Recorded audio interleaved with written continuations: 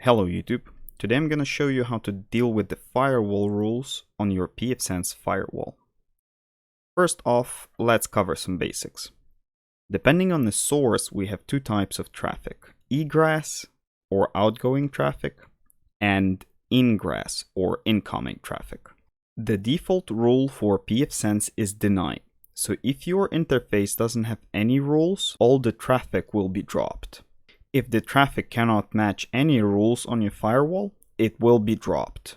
Also, rules have different priorities. Firewall rules at the top of your interface would have the top priority. So the traffic will be going from top to bottom through your firewall rules list until the appropriate match is found. Also, there are three interface rule priorities.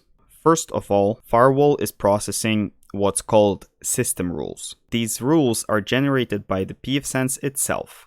Then the second set of rules will be floating rules. These rules are processed right after system rules.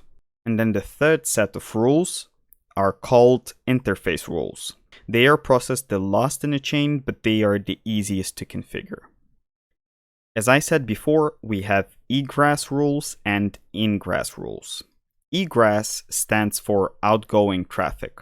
Here we have our interface. This would be the egress traffic, which is outgoing from inside out. And then the ingress traffic will be coming from outside in. I prefer to manage my LAN interfaces with egress rules and my WAN or OpenVPN interfaces with ingress rules. Before I can move on to the practical example, I just wanted to show you what kind of scenario I wanted to cover. Here we have our pfSense firewall. On the right is our guest network, and then on the left is our LAN network.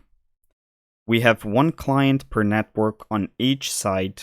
Our LAN client is allowed to go to the firewall and manage it. It's also allowed to go to the internet and any other network within our firewall. Our guest, on the other hand, cannot go to any one of the internal networks. It has limited access to the firewall itself, and it is only allowed to go to the internet. Okay, so here we have our two Debian Linux machines with LAN client on the left side and guest client on the right side. If we ping guest client from LAN, as you can see, it's pinging. And then if we ping our LAN client from guest, it's also pinging. Because before showing you that it works, I wanted to show you how it works. If I open my pfSense demo machine here, you see that from LAN, we have wide open network access. And then from guest, we also have wide open network access. So both of the clients at the moment have full network access, no restrictions whatsoever. Now, to filter it down for the guest network to only allow it to go to internet, we need to edit the rule, leave everything as is for here, and then click Display Advanced. Find the section that's responsible for gateway, and choose any one of your gateways or group of the gateways. Then click Save and apply changes. Now, if we go back to our Debian machines, our LAN client is still able to ping the guest, but our guest client cannot ping the LAN client. And both of the machines are perfectly able to ping the internet.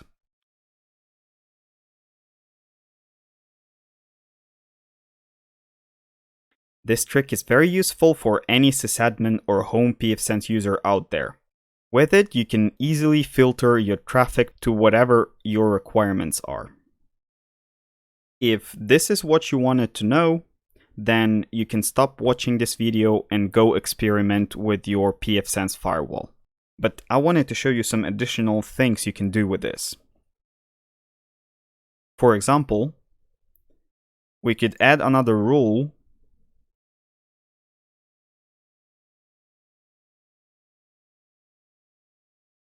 and allow access to our LAN network. Click Save, click Apply Changes.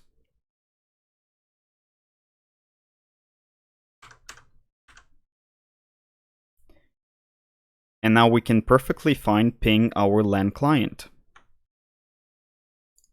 If we get back to the firewall and click on the guest again, we see that we created some states. Also, with this kind of segregation, you have a perfect view into your network and see what's going where. Another thing is that if you used this rule, then you've basically allowed any one of your guest clients to access firewall management page, and it's not always desirable. As an example, I can show you that I can perfectly fine open web management interface of the firewall from the guest network with help of curl. So firewall responded to me, I've loaded the page, no problem. Now let's go to our firewall and add another rule to block this behavior. Action is reject or block.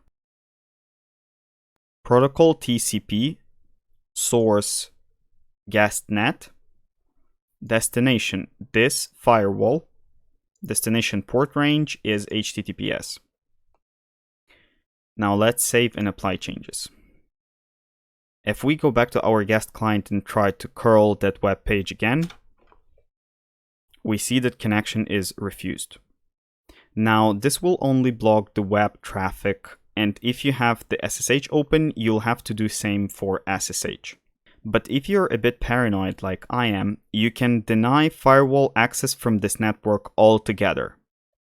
The only thing you need to make sure is that your clients can get to the DNS server. Edit this rule, change protocol to any, to block any access to this firewall, then copy the rule, change action to pass, protocol UDP, destination port range is DNS. Then click Save. Don't forget to put the DNS rule up top so it doesn't get blocked. Click Save here at the bottom first and then apply changes.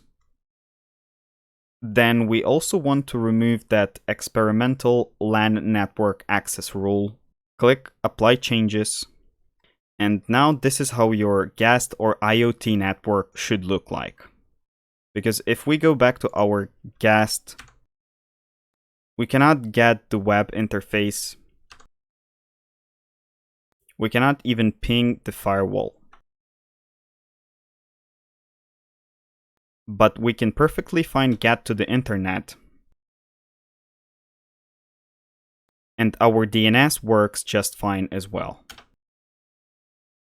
That's it for today. Please like, share, and subscribe. Leave your comments down below with suggestions for the future videos.